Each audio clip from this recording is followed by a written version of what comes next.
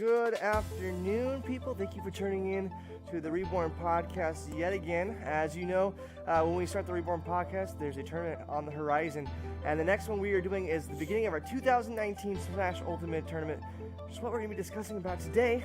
I am here with my good brother, Philip, or Dr. Phil, and we're going to talk some Smash Bros. And we're going to talk about a lot of stuff happening coming up in March 9th, so that's coming up pretty quick. It's getting there.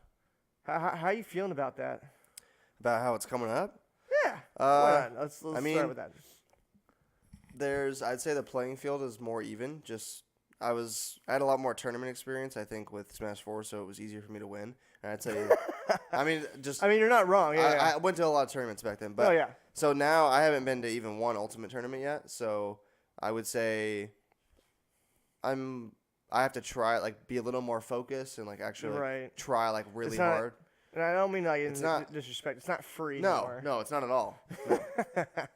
No. But it's not Smash 4, I'm not trying to, act like I'm, the best ever at Smash 4. It's literally just that I had tournament experience. No, and I agree with you on that. It's not like I was, God's gift to, Smash. Yeah, it's just I had more tournament experience. So. Look at me. Now I don't, so it's a little bit more difficult. And I'm playing a new character, so, it's all different. True. Speaking of characters, who are you going with? Pokemon trainer, dude. Pokemon trainer? Okay. Pokemon trainer. I wasn't sure if I was allowed to say that. Yeah, dude. No, yeah, that's fine. Pokemon trainer he's my main now. Nice. Now, is he top tier? Because I think the biggest thing that when we talk about Smash Ultimate is, at least for beginners, is what character should I get? And should I go with the top tier? Should I go with something that's more comfortable? Should I go with the Jigglypuff that's super cute, or should I go with Ganondorf, who looks like the coolest character in the game? So you're saying for beginners, in general, if this is your first Smash game, or if you've played Smash before, but this is your first time taking it serious, where those do are you go with two that? different questions. So if you're completely new to Smash, I would always say pick the characters with forgiving recovery, like Kirby and Villager and Isabelle. Because a lot of people will have trouble when they get off stage recovering. Right. So a lot of times I'll see people they're falling before they realize it. They're all the way at the blast zone. Yeah. So if they have Villager's recovery or Kirby, they can get back and still be okay. So for people who are just starting out, that's what I would always say is go with the forgiving recovery characters, even if they're not top tier. If you've played a Smash game before and you kind of know just the bare minimum basics to move a character and stuff. Right. Top tier characters for lesser experienced players who know what they're doing or who know what they're doing more than completely new people are heavy characters. So I would say your Ganondorfs, your King K. Rool's, your King DDDs, I would say probably pick those characters and you'll give people run for their money. And I would say even if you can get heavy projectile characters too, like Lynx and stuff, those are also really good for beginner. Or Samus is pretty good for beginner characters as well. Well, and I think or it's beginner people. Sorry. I also think it's important. No, you're good. I think it's important that especially people who are going to the community, the competitive community specifically, who have already played a Smash game, to really look at Smash 4 on a competitive sense, and even look at the characters, and then see what changed. Yeah, I agree. Because you brought up one character, Link. Especially adult Link. Yeah. Pretty big changes. Yeah, I would say so. He doesn't have the hook shot. Mm-hmm. It's now just a straight grab. Good or bad. His up B goes a little bit farther, at least in my opinion. I could be horrendously I'm not sure. wrong. I haven't played him enough. But one of the big things is 2 arrows and a remote bomb. And again, the reason why they bring this up is because Smash Ultimate brought a lot of different changes than Smash 4. And I think for a lot of people playing Smash 4 who never touched Ultimate, it's going to be kind of jarring at first.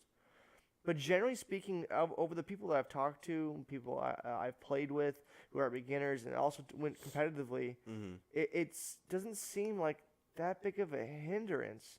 So what are your thoughts on just Ultimate as in general? Is it easier for beginners? Because it seems like it to a certain degree, but I can also see how it can be a detriment to their ability to get really involved in the competitive community. I would say the game for beginners is not easier.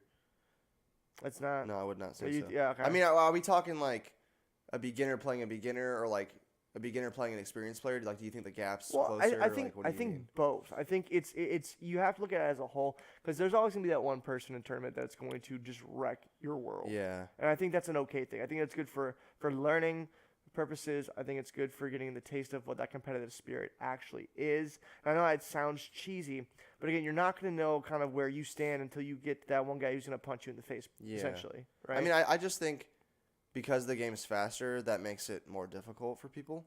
It's harder to keep track of things. I mean, you can get overwhelmed by someone who really knows what they're doing because there's just things are happening faster. So that makes it more difficult. I think there's more combos, and those are more difficult to do because the game's faster. So I mean, that's why I would say it's more difficult. Right. But also at the same time, like with Smash 4, like it was a really defensive based game, and like people want to attack. So you could look at it that way. In a mental aspect, Smash 4 could be more difficult for some players because they want to go in and fight, and usually they would get punished for that. And so it's hard for them to kind of wrap their mind around that. Where in this game, when you go in and attack, that might actually work out better for you. So it's a little bit of a trade-off. You trade off like combo game and momentum for the mentality of that you wanting to go in and be offensive, working more. Right, and I think a lot about because again, I feel Smash 4 again like punish heavy. A lot of the stuff's like a lot of the setups were based off grabs. Mm-hmm. It's based off ground game, right? And I think Ultimate, given the just massive, it feels like everything's going fast forward in time. Like it's just moving at a rate that, granted, it's. I mean, if you play Melee, you're used to it. I think this is still relatively slow. True. But in comparison to your brawls in Smash 4, it's a little different. Even I would almost put it in 64. I think the difference is the 64 is just different. Right, because the hit's done. It's its own little thing. Yeah. Right. It's like and it feels different. It's a little dated too. I mean. It just feels like a different game. I love it, though. Yeah. It's its own little thing. Good. Of course, you use Pikachu. Pikachu, baby. That's so stupid. Top tier for life. I played him before I even knew he was top tier. Just saying. All I know is... I played him at Fox. But Captain Falcon. Yeah, he's up there, too, though. Hype beast. He's like top of high tier. It's like Pikachu, Kirby, and Captain Falcon's like number 2. I think because Kirby's in the talk. Yeah, no, Pikachu, Kirby are top tier. And then underneath is like Fox, Kirby. Falcon, Yoshi. I hate Kirby. Jigglypuff's pretty good, too. And after that, they fall off. I feel like Jigglypuff and like Falcon are like the 2 hypest. Also, guys, for those of you who are watching on YouTube, I apologize. Philip's camera's kind of wigging out a little bit. Yeah, so it's because he's so awesome. But we'll fix it later. But for right now, we're just gonna let it be. So I apologize. Just mute it, not mute it. Just turn it off and just listen. It'll be good. No, but I think a lot. Going back to what I was talking about, Smash 4. It's not nearly as fast as Ultimate, and I think Ultimate really put everything in a faster tempo.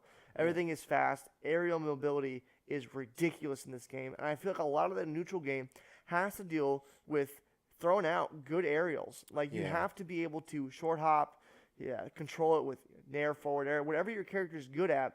And I think for a beginner who wants to get to the next step, they have to understand that neutral is important in this game, especially aerial. You can't just sit on the ground and expect things to happen. For instance, you have Wolf. A lot of stuff is disjointed. It's funky, but he feels like a brawler. He can rush you down and he can apply pressure, but there also are aspects of him that feel like a sword character. Yeah. And not only it only feels that way though when you play him in the air. The way he moves, his aerial mobility, a lot of things dictate that. Yeah. You look at Jigglypuff. It's not nearly as good of a character if it's on the ground. It loses a lot of its sting, right? Most of her ground moves, I mean, she has a few okay ground moves, but like in the air, that's her whole game is air. Right. She's way better in this game, by the way. Saying. Absolutely. Her just because of disgusting. Edge guarding is bigger in this game too, so that makes her even better. Right, and I think the biggest point in me saying this is like if you look at the character specifically meant to remain on the ground, aka Little Mac. Yeah. Little Mac's game is centered around creating good neutral on the ground. The difference is because of the amount of characters that rely on aerial mobility, aerial attacks, and just controlling neutral through that, through projectiles, through aerials. Little Mac, when he gets in the air, he freezes up. And this is why when we talk tier list, that there's not one set in place. I mean, where does Little Mac stand? People agree that Little Mac, he's at the very best, he's bottom 5. He's probably like the worst character. Exactly. And if you look at every character in the bottom 5, Charizard, but hold on, from Pokemon. Well, no, granted, I want to say though, for the Little Mac thing, like that is coming from like a competitive mindset. Like, correct. As a beginner, things change a little bit. Like if I were to make a tier list based on like top level players and then like beginner to intermediate, like they'd be different. The tier list would be different. Like you'd see like Richter and Simon would be higher for like the intermediate to lower. Right. With that holy water. Yeah, I mean just projectile characters would be better and heavy characters would be higher up.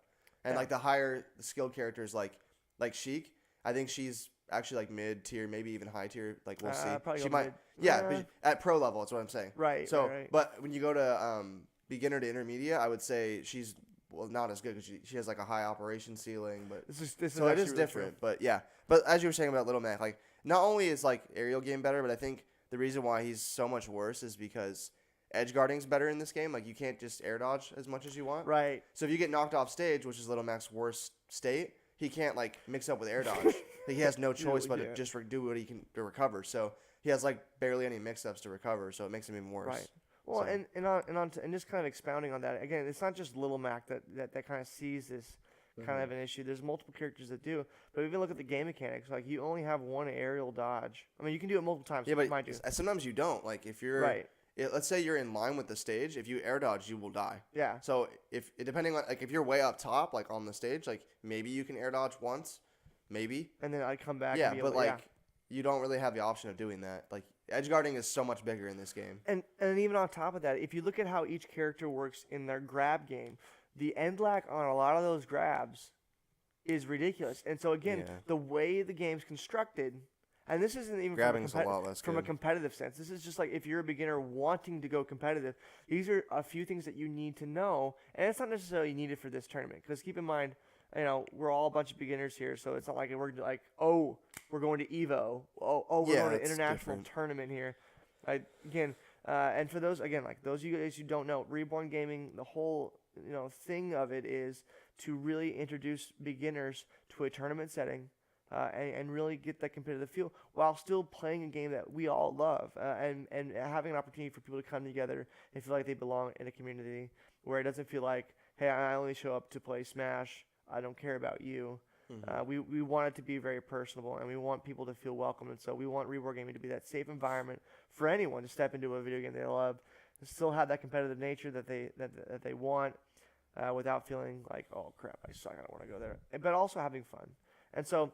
But again, those small details in like for those of you who've been to a ReBorn tournament before, wanting to make that extra step, it's direly important that you understand that a lot of these characters don't play like Smash 4. Yeah, and though they might have certain aspects of their moveset, like the way the projectile works, the way the trajectory works off hits. Some of it might change. Some of it's the same. Like Sheik, is very similar. Yeah, she's very similar. A lot of the main game mechanics change the character and how they work entirely. Yeah, that's part of the reason why I'm not playing Diddy Kong. Right. Like they nerfed him a little bit, but like it's also, I mean, I have like 4 years of muscle memory of this character. Yeah. No, seriously. And it's it's weird playing him in a different engine. So I figured I would probably do me better to learn the game of Ultimate better if I just picked up a different character. So. Right, and I think, and again, people worry a lot about like when you say tournament, especially again when we're none of us here as of now, no one that we know of has ever gone to a Smash Ultimate tournament yet. Not yet. So, and this is the reason why this one is exciting, and this is where we're still talking about the tournament. Everyone's on an equal playing field, and some people are like, well, I don't have the game, and so that's a barrier. But keep in mind, everyone that we've known, you can come over to my place, you can come over to Phil's place. I guarantee it when they're available, and you can play the game. And everyone, definitely. I think before when me and Philip started doing tournaments, like we've already been to a couple. One, and secondly, we had the game for like a year before other people did. Whereas this one, because of the hype of Smash, because Smash Ultimate has 75, 76 characters. Something like that. It's in the 70s. I don't know. It's in the 70s, number. yeah. And it's like, it gets weird. Like, do you count Pokemon Trainer each different characters? You could do that even. Yeah. So, yeah, I mean, gosh. And then the Mii's too. So, it's somewhere in the 70s, mid 70s. That, I feel like people get really concerned about, like, I need one good character, I need this. And I think Philip even mentioned this. Play character you like. Yeah. Especially, like, if you're not planning on, like, trying to go to, like, the top level tournaments with like good players, like I always say, like if you're beginning out, just play a bunch of characters and like there will be one that like you just like feels right. Like that's what I always do. That's what happened with me too. I mean, both games I played. Well, yeah. I mean, granted, I try to push people in the direction like where they succeed. Right. Like obviously, I don't want you to play like Bowser Jr. Like he's pretty bad. but especially in this game, like most characters can work. Yeah, so, play who you like. And I think with that in mind, that everyone's on the equal playing field in regards to accessing the game, and then on top of that, every character, literally, no matter if they're like, say they're F tier, like Little Mac, like there's a chance that they can still beat somebody. At the beginner level, the level that this tournament's going to be at, you can essentially play anyone you want, and you can still succeed. Which leads me to understanding rule sets. I think in a tournament setting, understanding the rule sets and kind of what's expected is important. So for those of you who don't know, Smash Ultimate Tournament, Hard Reset 2, March 9th, okay? It's called Ascension. Hard Reset 2 Ascension is the first Smash Ultimate Tournament in our three tournament series with Smash. So the first one's Hard Reset 2 Ascension. Next one after that is, and I cannot believe I'm saying this, the Smash Open 4. Not 3. That's crazy. 4. So it's already happened 4 times in 4 years, okay? With one gap in there between. I think it's 2017 was the gap. All right. And then after that, we're bringing back Last Stock. So it'll be Last Stock 2. No fancy name yet. I don't know. But a lot of the stuff in regards to rule sets is vastly changing. But the reason why I bring this up with the 3-part tournament is because each player is competing not only to win that specific tournament that they're playing in, but at the end of the year, whoever has the best results in regards to power ranking records and so on and so forth will be crowned the 2019 ReBorn Gaming Smash Ultimate Champion. It's a long name. It's probably longer realistically. And then along with that, we will also be implementing teams. Teams will not work like Team Smash where you have 4 people to a team, 2 people are dedicated doubles players, and we can kind of rotate, and then 2 players play singles. But rather, based on tournament placing, is how you contribute to your overall team's points. And you're not going to be like, oh, we're in one team block and that's it. Like, so say if Philip is Team A and I'm Team B, okay? It's not Team A versus Team B in round 1. It's that me and Philip will be injected into the bracket somewhere, and based on our scoring and placing, adds a specific amount of value to that team. So at the end of all 3 tournaments, not only do we define who's the best doubles team, who's the best singles player, but also determining who's the best team overall. And that's where this thing has a little bit more stakes. So say if you say you went through pools, you did really well. Say you're 3-2, but you bust her out and you go 0-2 in bracket. Okay, that really sucks, and you're like, oh, I wish I had more time. But then the added feature of that is you have a team to root for. Yeah, I mean, and even still, like, just watching other people play, it makes, like, some investment in the match. It's not just 2 random people playing. It's like, oh, that guy could help my team. Right. So, or I want this guy to lose because their team's in the lead right now. Like, their team's doing well. Like, so it adds, like, something at stake, or it makes you want to root for people. So it causes some investment in each match. Right. And for those of you who don't know, doors open at 12 a.m. when you're able to come in, register, get some warm-ups in. And then around 12:30 is our projected time to start doubles. But we will see how that kind of goes, because, again, we want to give people some time to make it there and feel comfortable. Yeah. We will start at 1 o'clock if that's an emergency, like 1 o'clock at the very latest. And so if you're not there for doubles, just sign up for singles as quickly as possible so we can get you in there. But with that, got some rules we got to go over. So let's do it. Philip, is there a set rule set yet for Smash Ultimate? Oh, no. Absolutely not. Not completely agreed upon. I mean, there's like a pool of stages that are agreed upon as like the ones we should choose from. Right. And there's a few that are up for debate. Yeah. For those of you who didn't know, Smash Ultimate's a big one. Genesis is a big one. And Genesis was the first Panda Global ranking and major that set things into motion for Smash Ultimate. 2019, I think it's like, was it February, early February? Yeah, it sounds First right. Week, yeah. It was the same weekend as the Super Bowl. Whoever planned that was terrible, but yeah. Yeah, it was like around Super Bowl Sunday. I wasn't able to watch any of it because I was watching the Super Bowl. But anyway, yeah. I probably should have just watched that anyway because the Super Bowl was terrible. Super Bowl. But anyway, we'll just. Yeah. But no, it's no one's really agreed upon a stage. Like, for instance, you have like Castle Siege was a big issue. Yeah, I mean, yeah, I can understand why they wanted to try it though, because they're. Oh yeah. A lot of the small stages are. Some of them are a little janky, but people want the small stages added, so that's why they were keeping Castle Siege on the stage list. So I understand why they were trying it out. Right, and there's other stuff. So, for instance, like the amount of time that was used. So I think in Genesis it was 7 minutes, whereas Frostbite's having 8. Yeah, I mean, that's I think the reason why they did 7 minutes is because a lot of the players are playing with 7-minute timers online because you can only do a 7-minute timer. So 7 to 8 minute, there haven't been a lot of timeouts in this game. Not even one that I can think of as like a prominent set. So I don't think that's that big of a change, to be honest. But like if you wanted to run 7 or 8 minutes, I wouldn't think it would make much of a difference. But yeah, so I can see why they'd want to go to 8 though, make it just an even 8. That's fine. Right. Well, and so that leads us to the big question: is, hey, Nate, how's Hard Reset gonna play? Right. So since there's not been really a defined stage list, we wanted to take bits and pieces of from both, and then add a little bit of flavor to it. And I know that kind of scares people, like, oh, is it competitive anymore? Because I'm not sure if it's I'm not sure if it's competitive if you add stuff to it. So starting right out the back, 3 stocks. That's the standard, I would say. Right. That's something we all agree on. And I think, and if you've watched Smash Ultimate online over Twitch, you'll notice real fast that stocks go by fast, a lot faster than Smash 4. Definitely. Like there's no argument. There's no argument there at all. Yeah. And so for this tournament, 3 stocks, it's non-negotiable. It will be 3 stocks. Yeah. That is it.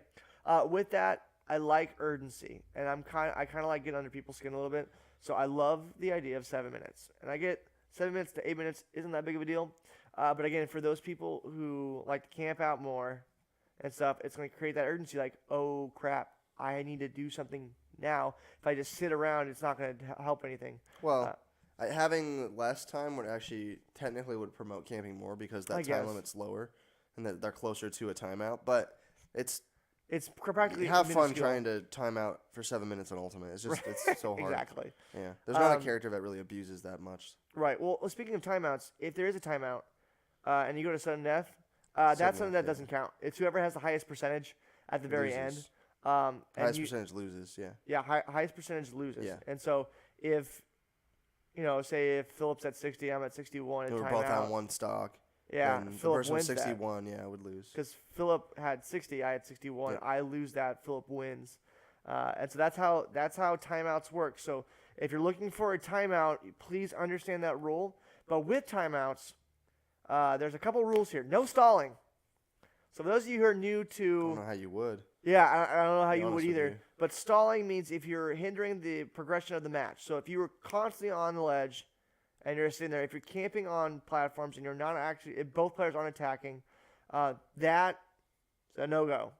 Again, it's hard to do that. Yeah. Like, even at a beginner level, it's hard. It's more so, like, you don't have, like, people, like, I don't know if you watched EVO Grand Finals or Smash 4. Yeah. It's more so you don't have, like, people, like... Double bayo. Or just standing there not fighting, like... Right. Just, like, fight. Like, you could run... I think running away is, like, fine if the other guy's chasing and trying to attack him because it's, like... It's impossible to run away and not get hit. Right. So the battle's still going on. Well, and the stages are small. So you can play defensive and run away. It's just like we want people to play the game, like not just stand there. So. Right. Going on with that, a big question that the Smash community's been talking about is Mii's. Oh yeah, I don't even know what the rules. Oh yeah. So I did a lot of research, and not a lot of people play Mii's because of the kind of the not the volatile scene or like the attention it's getting, but the fact that it's so ambiguous that it creates negative attention for that player. Yeah. So Mii's are legal. You can use a Mii. However, when you make a Mii, okay, and I will have to go in at least for the first presets, and I'll tell the people. Yeah. Their names have to be 1111, 2222. Oh, so you can see what moves are. Yes. So you have to disclose what moves you're using. Yes. And there's been variants between like using 1121. That doesn't work. It's the consensus is you can do that. Genesis said you can do that. Frostbite said you can do some of that. Frostbite is 1111, 2222. So you're gonna use 1, 2, 3. Right, because they're seen as 3 separate characters. Because if you have different fair point. Right, if you have different variations of it, it becomes this long list. But what it also means, if you're using say 4 ones, like 1111, and you want to switch to one that's all 2s, that is a character switch. Okay. It's not something you have to inform other person, like, I'm switching to this Mii, because it's seen as a character switch. So you still have to follow the process of you pick the stage, you do your bands, you pick the stage, and then you counterpick. You still have to follow those rules. If you don't, someone will call you out on that. Because, again, I know we're all beginners, so there's a little leeway. But Mii's are very confusing. Well, and I don't think there are a lot of players that are going to end up playing Mii's. There might not even be any. So, I mean... Yeah, that's true. It'll probably end up being okay, but, like, on the rare chance there is someone who likes the Mii's, like, yeah, it's good to have those rules. Right. And this is kind of the weird one. There is going to be a 2-stage ban after someone's already won.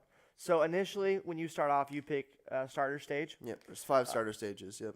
5 starter stages in total, in which you will determine it'll go player 1 bans, player 2 bans, player 2 bans again, and then player 1, and then whenever. So, just to clarify, so bans. I don't think we should probably use the term striking because we were talking about bans before. Correct. So it's like a different. They're not banned for the entire the entire match. Like when you first start a match, you'll have those 5 starter stages. Right. And you'll determine who wants to strike first, and what striking is just narrowing down which stage you're gonna pick. So the first, whenever player you choose to start, you can play like rock paper scissors or just like choose one of you guys to start striking first. Like player 1 will strike stage 1, and then player 2 will be able to strike twice. So he'll strike like stage 3 and 4. So then there'll be 2 and 5 left, right? So then player 1 will go back and he'll be able to choose between 2 and 5.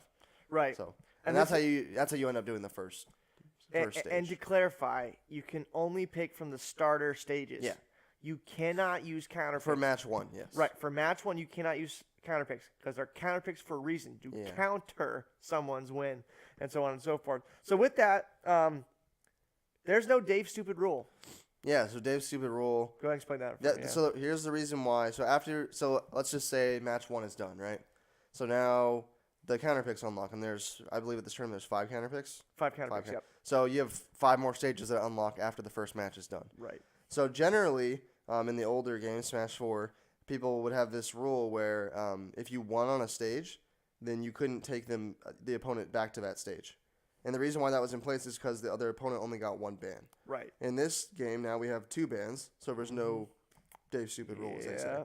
So, like I said, after that first match, the player who won, right, he gets to ban 2 different stages. Correct. And these stay banned for the other player. I guess technically the guy who banned it could pick them again, but anyway, I don't know why he would. But so the player who won will ban 2 stages, and then there will be 8 stages to choose from out of all of them, and the losing player will get to choose any stage he wants out of everything, starter stages and counter picks. Correct. And so with that, the huge debate in the Smash community because of a different feature in stage selection is hazards on or hazards off, Nate. Which one is it going to be? Please tell me now. And my answer is a resounding yes. And this is where I differ from the pro smashers with VG Bootcamp, with Genesis and Frostbite, with Evo, because again, Smash Ultimate was all about variance and having multiple stages that do multiple different things. And so this is where it gets a little muddy. So we're going to go through each stage here real fast so we can understand it, and then we'll talk about how each doubles things is going to work. So for the starter picks, and this is important for you to know, okay, because we're going to explain how this works, okay? Starter picks are this: Battlefield, hazards off, okay? Final Destination, hazards off. Pokemon Stadium 1, hazards off. Smashville, hazards on. Ooh. And then Town and City, hazards off. Now, let me explain why Smashville has hazards on. Upon viewing other tournaments, say Genesis and other stuff here in Arizona, though I agree that it's a good stage to have hazards often, I do think it limits the uniqueness of said stage. Meaning, when hazards are off, that middle platform does not move side to side. Yeah. It moves in, and then it just stays there. Just stays still, yeah. Right. And even though it's good placement, it's different from most. Yeah. It's very similar to Yoshi's Island. And so for me, it's like, okay, everyone who's played Smash 4 understands that's a moving platform. And when you introduce that and it's not moving, a lot of the strengths that other characters had with that stage now gone. So it eliminates the ability for other characters to utilize the stage effectively. Okay. Now, Nate, you're probably saying, okay, well, how do we, what if we want a gentleman? And so, Phil, explain what gentlemaning is real fast. So, gentleman is, say me and you are playing a set, and I go, hey, I know these stages were banned or whatever, and you've won on this stage or whatever. Do you want to just go on Smashville? And if the other guy says, yeah, sure, I'm cool with that, then you're able to do it. So, basically, you can just agree to a stage with your opponent, and if both of you are okay with it, you guys can play on it. Right. Now, because Smash Ultimate has so many stages, there's a growing consensus, and this is a non-negotiable here, is that you have to gentleman to a legal stage within the stage list. With that comes the question, okay, well, there's hazards on in the Smashville. Does that mean I can gentleman do hazards off on Smashville? Yeah, so I mean that would be considered a different stage. So I would say correct. No. Yeah. Right, and that's where the big debate comes in. That you have to remain consistent with the stage list that's there, especially with the overall international consensus that is whatever on the stage list goes. By incorporating hazards, if say Smashville has hazards on, and they incorporate that, but by implementing hazards off to gentlemen on Smashville, it now has a 6th stage, which means striking. It means you have to identify that at the legal stage, which now striking now incorporates 6. And even though it might not be on the stage list written explicitly, you have to count it as that, because people will use that like, oh, we can just so what if you just did Smashville? I know you banned it, but what if you just did that without hazards on? Yeah. Then it's like, okay, it's a scapegoat. And I'm not saying people will do that, but again. Just for consistency's sake. Right, and I think that's the biggest thing. In order for everyone to be on the same page moving forward, if you gentlemen, it has to be only what's on the stage list, nothing more. A gentleman is really nice, like the clause for that, because like especially for people who are really new, like all these rules can be like overwhelming. So if you have 2 people who are like new and aren't like super familiar with all the rules, they can just be like, hey, you want to play on this stage? Right. And most of the time, the other people are like, yeah, let's just play this. Like I think it's really nice to have that. Oh yeah. Well, even like me and Philip in Smash. We would just gentlemen to Smash. I look at him like, dude, just don't go Smash 4. Or like Town and City. We always do Town and City too, because we both like Town and City. Yeah. Well, we get cheap kills. Yeah. When I was first playing, and I was like maining Peach and Marth. Oh yeah. They kind of split. I didn't really care what we went to, and Philip's like, yeah, let's go to the Battlefield. That's fine with me. The moment I switched to Mario, though. Nope. That Battlefield option was not there. So after that point, me and Philip were like, hey, we're striking stages. Philip would always say, Smashville? And then he'd tempt me. Town and City? Oh, you can kill Town and City's my counter pick, dude. I like Town and City. I knew that. And so that's like, but it's good for Mario, too. It's still, I would say in Smash 4, after Battlefield, Town and City would be the next best. Oh, yeah. So. But again, like you said, for those of you who are beginning, and for those of you who are really confused by that, feel free to ask us online through Facebook Messenger, whether it's me or Philip. We'll be more than happy to help you answer those. But even like, you get the tournament, you're like, this is too much. Just gentlemen to a stage. Yeah. Try. Just ask your opponent, like, hey, are you cool doing this? And I mean, most everyone's going to be pretty cool there, so it's I'm sure they'll be fine with it. Typically, people are. I think as you get more experience, it's like I'm not going to give you the freebie unless it like works for both. I think if it's both. Well, yeah, but the more experience you get, the more you'll be comfortable with the rules, and it'll be You'll be more familiar with them, and it'll be easier to kind of go through all the motions. So. Right. Now, aside from that, you have your counter picks, and I'll go through them real fast again. It's on the stage list. You cannot opt to have hazards on or off. It's whatever's written on here stays for consistency purposes for anyone, so that it's easy to understand and they can easily get into a game and not feel like they're being overwhelmed. Okay, so counter picks are this: Kalos Pokemon League hazards off. Yeah, Lilac please hazards off. Yeah, please. Lilac Cruise, and you'll be surprised. Some people will be surprised by this. Hazards off. I don't think so. So the stage does not tilt all cattywankers anymore. So it's like a weird type of Battlefield triplats. Yeah, cool. Yeah, it really is. I actually like it a lot more now with hazards off. Yeah, I think the consensus is because it dipped, it's hard to recover because it just shoots you out or do something weird. Yeah, it can do weird things. So I liked it personally because Mario doesn't have to worry about that because he snapped a Legend Smash 4 and it took out the Link issue because the arrows would just hit the stage before me. True. But don't tell anyone else I said that. So Lilac Cruise hazards are off. Yoshi's Island hazards are off for good reasons because big old fat Randalls on the sides are going to stay there for a freakishly long time. And the Shy Guys bring food, I think. That's the next one. Is it? Okay. Yeah. So this one, the Shy Guys are kind of just annoying, or like Fly Guys. Yeah. The next one, which is Yoshi Story. Oh, that's right. Hazards are unfortunately off. So in this new game, or in Ultimate, Shy Guys or Fly Guys, whatever to call it, give you stinking food. Recover health, yeah. Some of them heal like 10 or 10% too. So now you can't be like, oh, I got hit upwards, I got with up smash, but the Shy Guys kept me from, being out in the blast zone. Or Randall saved me. Or Randall saving me. Cloud. Because you have clouds outside now that stay there for eternity until you land on it. Stupid. Oh, no. Yeah. No, they don't stay there. No, they yeah, rotate. I'm thinking of You're thinking of the N64 Yoshis. Yeah, it's different. Yeah, Randall's still there. It's on a timer, actually. Oh, it is? Oh. Yeah. That's how some, like, if you watch some of the Melee players, they know, like, where Randall is just based on where the timer is. Oh, yeah. Oh, that's right. Yeah. But because Shy Guys give you food and you can recover health, that's a no-go, sadly. I know. I'm sad, too. Me too. And then lastly, this is kind of the disputed one, but again, we'll explain why. Fountain of Dreams is a counter pick. Hazards on. Yeah. This is the reason why hazards are on. Okay? If you have hazards off, it is Battlefield. Yeah, and I don't know if the dimensions. So that's one thing I knew, like, a lot of, like, the dimensions on Smash 4. Right. I'm not particularly, like, an expert on the dimensions of this, so I don't know if it's different. I have no idea. I might need to look at that information. But the platform heights and everything is the same. Yeah, it's essentially the actual stage is just Battlefield if you have hazards off. Right, and so we were trying to create variants, and so again, if you gentlemen outside your after the first game, you want to go, oh, let's do Fountain Dreams hazards off. No. If you're gonna do that, just play Battlefield. Like, I would encourage you to play Battlefield, because at that point, based on how the stage looks and how it works, some people might be picking that. For the moving platforms, specifically for that. And then other people might use it because, color. It'll distract people, okay? Yeah, that's true. If you're playing hazards off, you're playing Battlefield, and you should go to Battlefield. You should not turn hazards off. You could do even, like, the Battlefield mode of it, the other stages, too, if you don't like the background. So Exactly. And I encourage, if you do Battlefield, either use the original Battlefield stage or use a Battlefield stage or version of a stage that can be easily seen by everyone. You're not Umber Clock Tower. Right. Kaylee.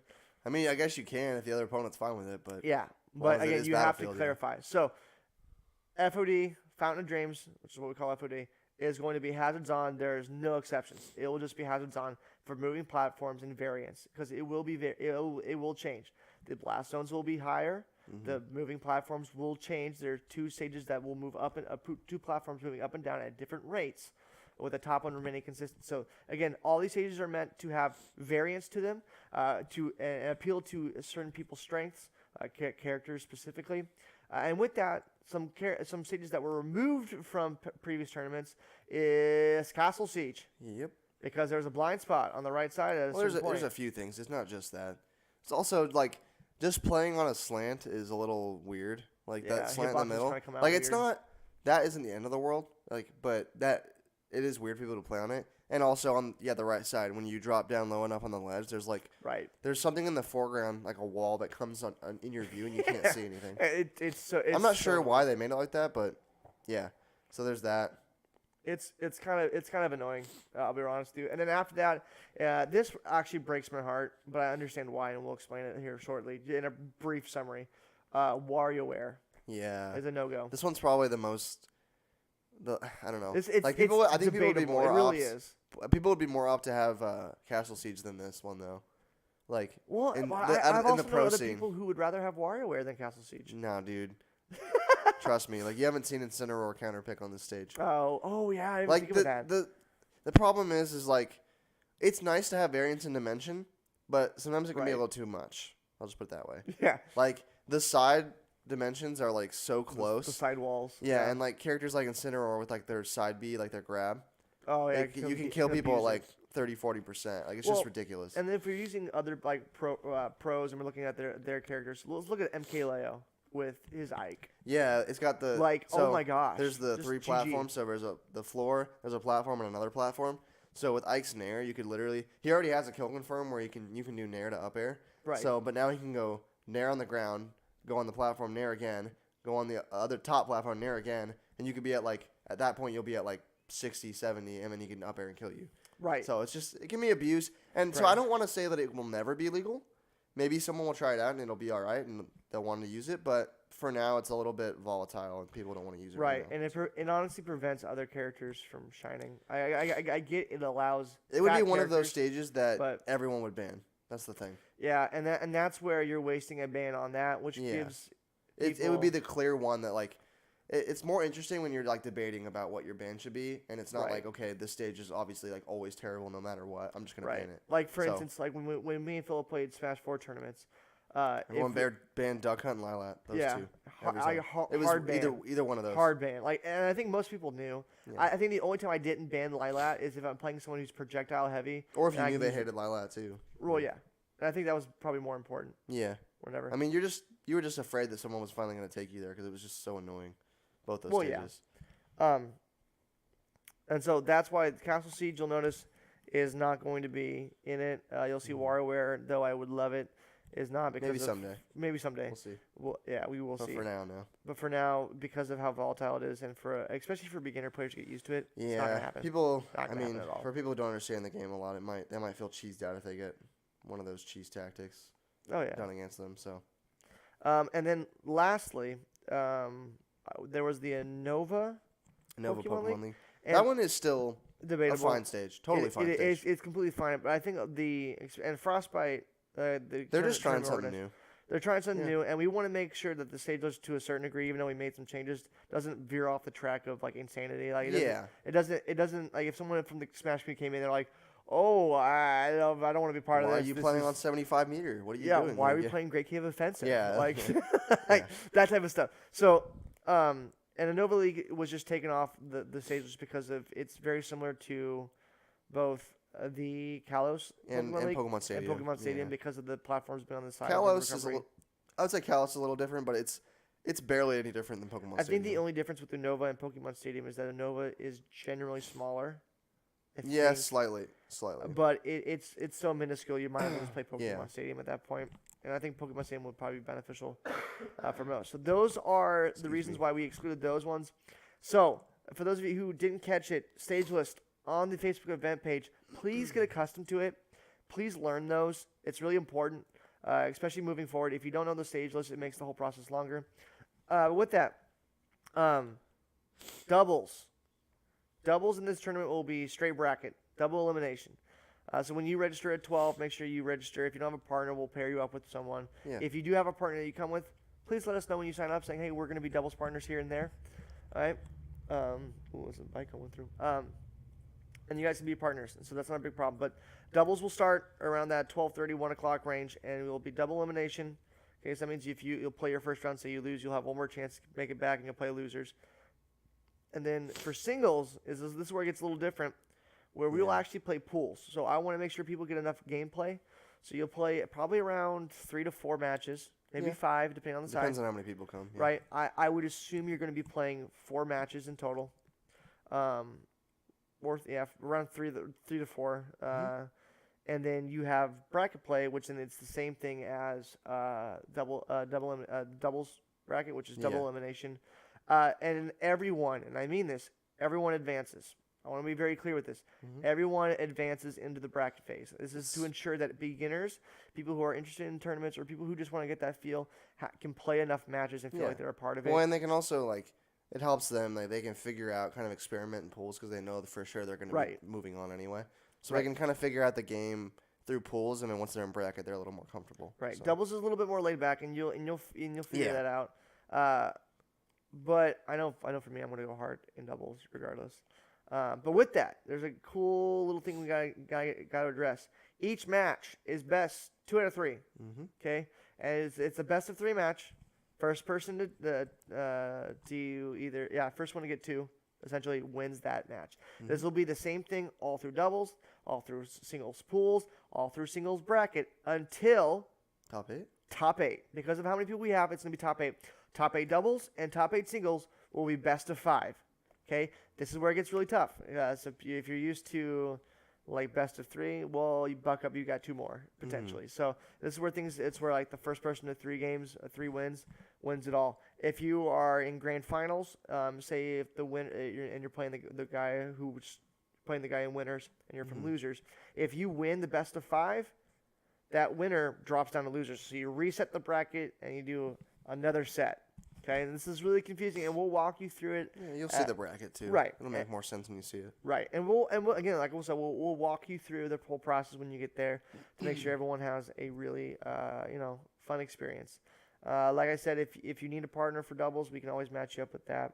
And then for singles, again, pools, everyone advances, and each TV will have a number to it to which their respective pool will be there. And we might have to mix and match and kind of share monitors here and there depending on what's available to us. But that's essentially what's going on. And also keep in mind there are no character bans, so every character is available to play. As long as we kind of know what you're going to play, that's fine. Like that's specifically with the Mii's. But with that, it's March 9th at 12, and I'm actually super excited about this. And like Philip said, this will be the first one of the Smash Ultimate Series for ReBorn Gaming. Yeah. It'll be a lot of fun. We haven't done a Smash tournament since last year in June, and it feels good to be back. Honestly, to have a couple more. So we have the March 9th tournament, and then shortly after thereafter, about I think a month and a half to 2 month break.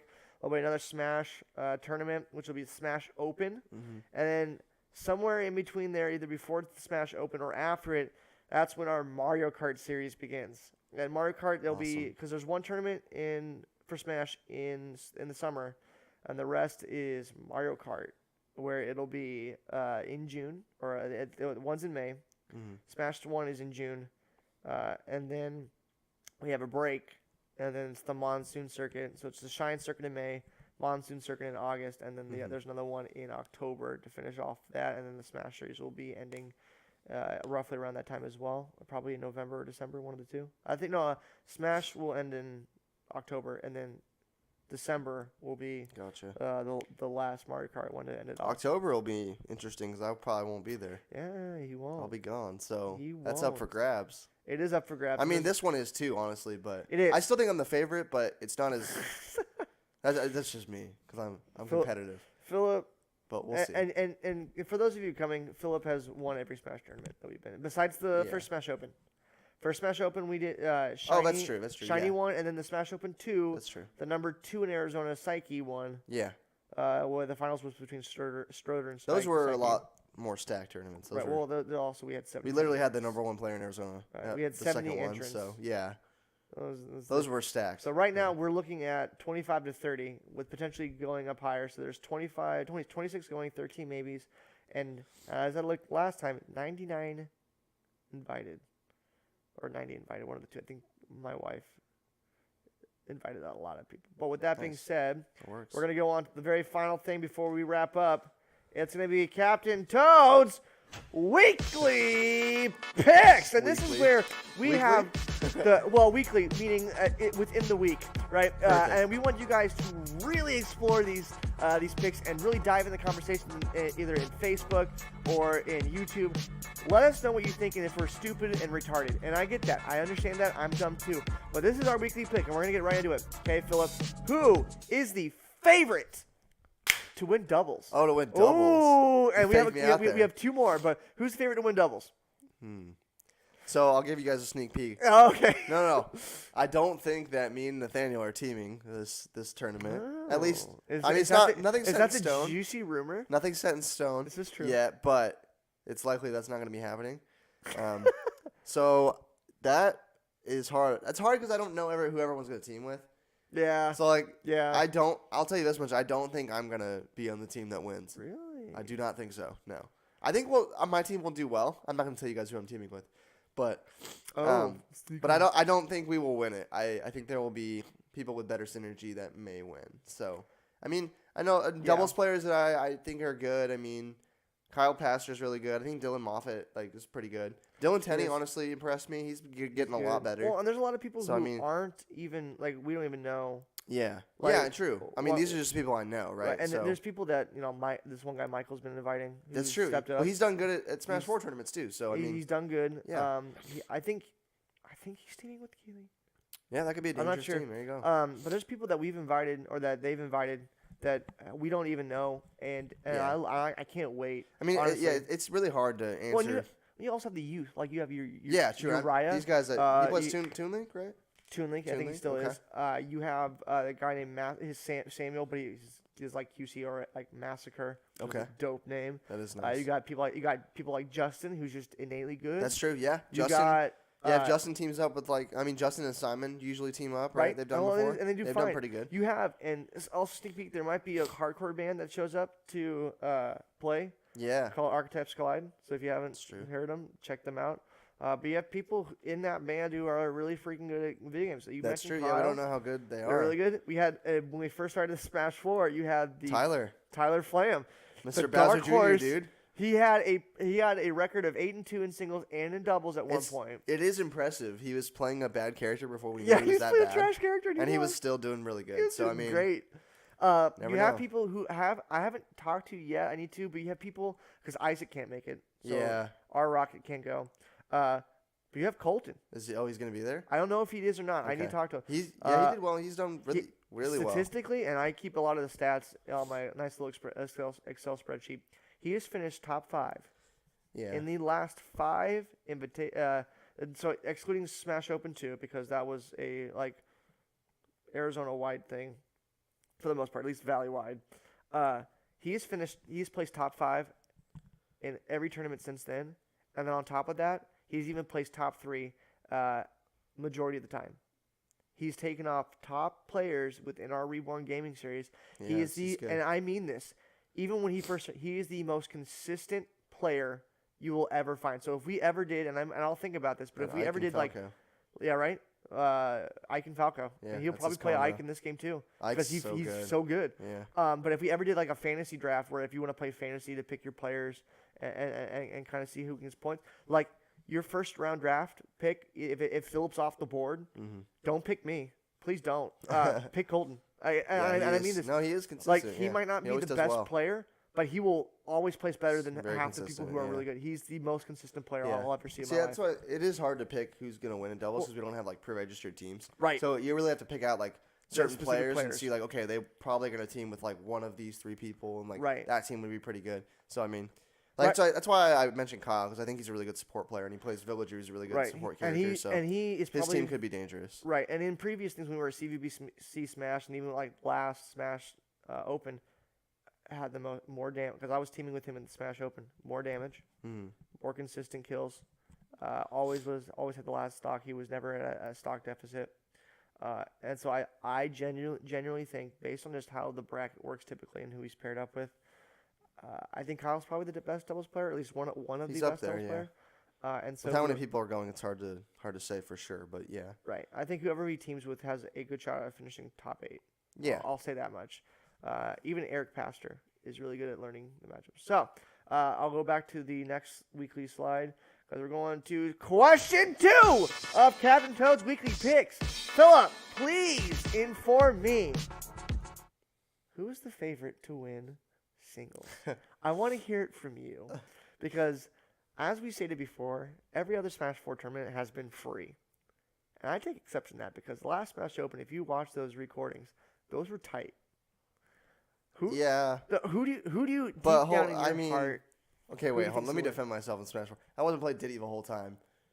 Again, in those, so yes. I was playing a top tier, so you can't fault me for that. This game I'm not playing a top tier. Ooh. No, listen. Oh, okay. Excuse. I didn't set out when I played Smash 4 to pick a top tier. You were there when we got the 3DS. I played Marth and I played Diddy Kong. Before that you played Duck Hunt Dog. Yeah, but I was still playing Diddy Kong before that. Oh no, yeah, you were. I tried to make Duck Hunt Dog work because I like Duck Hunt, but anyway, back to the question. Who's the favorite? Is that what the question is? Yeah. I still think it's me. Oh my God. I'm just being honest. Listen, wait, here's why. Let me explain myself though. Like, it's not like in Smash 4 because I had so much tournament experience and like, I practiced. I was able to practice against like top 10 players in the state. Like. No, and some of the players like Stroder and Psyche were like nationally ranked players too. So like I had practice with some of the best players in the world. Even. Right. So and I am not one of the best players in the world. Like let me hear you straight. I'm not that way at all. Like I was at my best. I was like maybe top 20 in Arizona, maybe, and that was still debatable because it's not like a set ranking at that time. Right. So this is true. But in Smash 4 I had so much practice. So it was like when I came into these tournaments, like I played against people who were far better. Right. Had far more experience, so I was just exceeding everyone. And it's not like that's not because of my own skill; it's because of my circumstances and who I got to practice with. That's true. Now I will say that does carry over a bit into this game. It unfortunately does. Yeah. It really ticks me. Now it's not all of it. Like it was still a different game, and I'm playing a new character.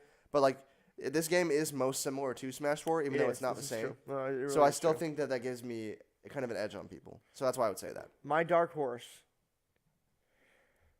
I gotta be careful with this pick. If Colton goes, he's my dark horse pick. Okay. Hands down. Do I think he beats you?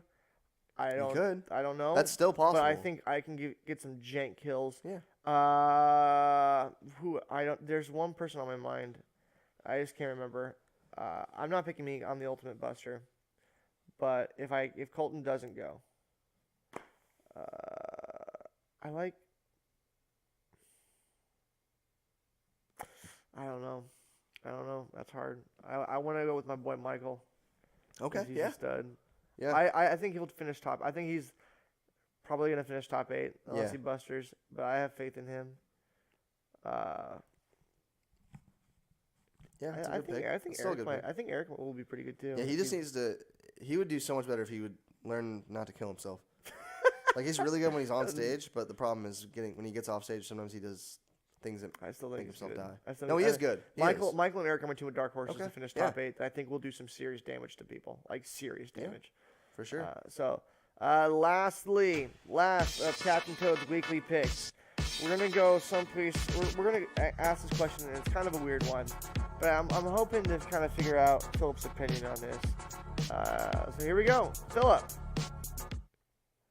What is the best Mario Kart game ever made? This is encompassing like all aspects, like racing, battle, everything. Everything. Well, so some of them I haven't played. So like the Super Nintendo one, I can't really speak to that one. I haven't played it. I will judge. I played it like a little bit, but like I haven't played it enough.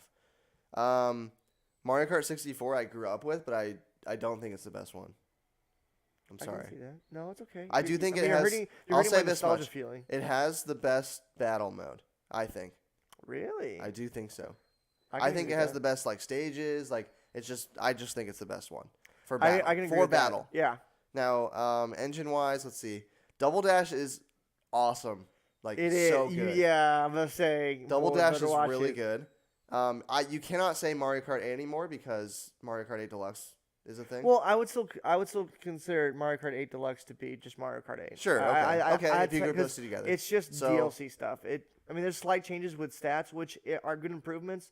But I think overall, if you have Deluxe and Mario Kart 8, you have to clump them together. Mario Kart Wii's pretty good. Like it's overall good, but I think it fails in comparison to Mario Kart 8 Deluxe. Tell me, man. So now we got Double Dash and Mario Kart 8 Deluxe. Come on, tell me. Tell me. Come on, baby. Man. Come on, baby. Say it. Here's the problem. Here's a problem here. Don't give me this. Hold on, no. Mario Kart 8 Deluxe, I think it might be better in racing. Might slightly edge out Double Dash. Okay.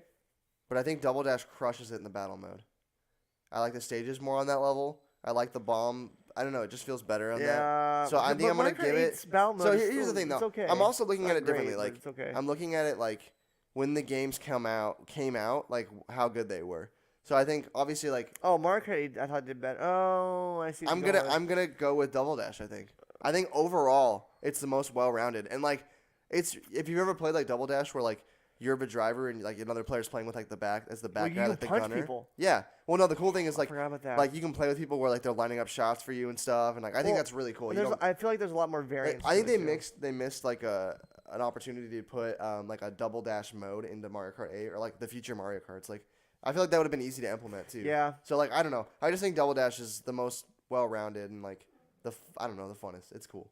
So. I personally love Mario Kart 8, mainly because we do tournaments and it's a blast. My favorite and what I think is the best are different. I'll say that much. I like Mario Kart 8 Deluxe the most. I do too. Yeah. But I think the best overall game. I like the controls with the 64. Like, I know people have they get butthurt, but I love that. I thought the battle mode was the best, but again, if it's between Double Dash and 64, because my favorite is Mario Kart 8. But the whole process of unlocking everything, though it's fun, takes forever, and you're limited on how many people you can do. You're required to go online to get some of those things. And on top of that, when they first released it, the battle mode sucked. Yeah, it was a sham. 64 had immense battle mode that was sick. So good, dude. And it wasn't Double Dash was good. There's a lot more chaotic, all bombs. Oh my gosh, dude, that's such an underrated mode. That one's so fun. It is fun as all get out. But and I cannot believe I'm saying this. I'm letting nostalgia take effect here.